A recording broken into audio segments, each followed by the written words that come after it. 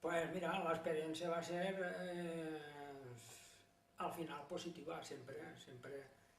Lo que passa és que, claro, era el primer que feia jo, encara que quan l'últim curs de carrera ja fem pràctiques, perquè teníem que anar a col·legis i ja fem algunes pràctiques de donar classe, i a mi no m'agradava gens.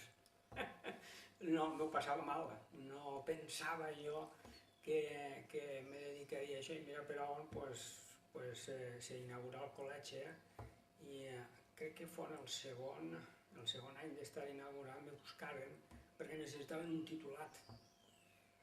I bueno, jo vaig anar allí i mira, Bert, i en la inexperiència se paga en tot, però en l'ensenyança, te passes moments, veritat, moments fotuts, però altres moments els recordes tota la vida, te passen moments molt bons també, i el dia a dia en el xaval és bo, és una cosa bona, positiva, sí, que me'n recorda d'ell, Juan Cuenca.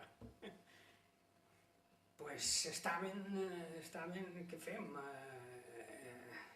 S'incorpora, no s'incorpora, i al final optaren per no incorporar-me.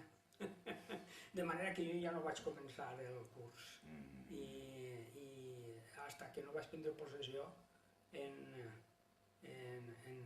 Terrassa, estigui de vacacions forçoses. Jo, quan vaig entrar així, estava a Corell, estava a Corell antes, i que per cert després ell se n'anà a l'Epla. I després tornar perquè siguem Extremeu. Tornar? Carai, això no ho sabia jo. Jo soc llicenciat, jo he fet Belles Arts i soc pintor gràcies a Corell. Gràcies a Corell, home.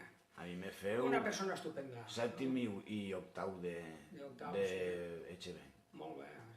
Sí, era una magnífica persona, i ell ja tenia una experiència que jo no tenia, i me va donar alguns consells, que la veritat, doncs molt bé, sí. I vaig veure que havien agarrat el camp de taronja i havien edificat el pati, no m'agrada, jo me'n recordava d'aquell pati, i que pena, comprenc que necessitarien, perquè les instal·lacions mai no tens prou, però, clar, se menjaren el pati aquell.